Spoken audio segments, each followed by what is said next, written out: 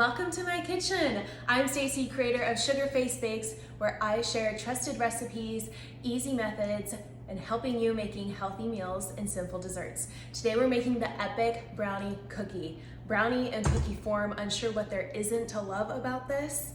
Let's go ahead and get started. I have in here 2 eggs and a standing mixer. You're going to beat your eggs on high. If you don't have a standing mixer, that's totally fine. You can use a hand mixer, but we're gonna beat them until they're well broken up, and then we're gonna turn it down to a medium and add in 3/4 cup granulated sugar. That is going to combine and whisk. After that, we're gonna add in vanilla extract. In your vanilla extract, I do not recommend using the paste or the vanilla bean because you don't want the vanilla flavor to overpower the chocolate. So I use McCormick's trusted vanilla extract, a splash of that. And then we're gonna add in our melted chocolate. I have in here unsweetened chocolate and bittersweet, 8 ounces total. I use Ghirardelli. It's one company that I always trust for my baked goods and my chocolate, along with 2 tablespoons of butter that we've already melted. We're gonna temper our eggs. So we're adding in the chocolate, and the reason we're adding it in slowly is when you're tempering eggs, you're bringing the egg temperature down. That way, when you're adding the rest of the chocolate, since it is hot, you're not going to get scrambled eggs. I'm unsure if that would taste really good in these, but let's not try that today. So once we add in all that chocolate, we're going to let that combine and whisk together.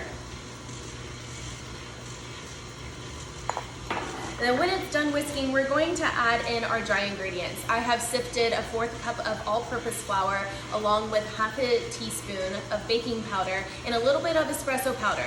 The reason I'm using the espresso powder is because it's like salt to a steak. It is essential, and it's going to take your baked goods from wow to extraordinary. You can't even taste it.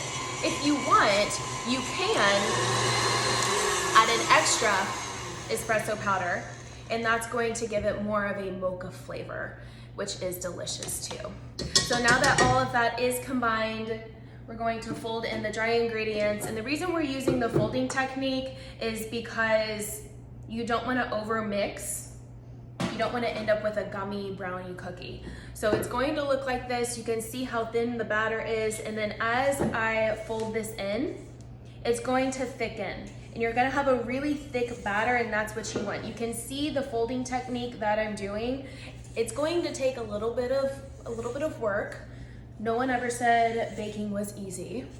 And then once that is all combined together, we're going to cover it and we're gonna place it in the fridge for 45 minutes. I already have one that I have chilled. And so your dough is going to be really thick, just like your batter. It's going to look like this.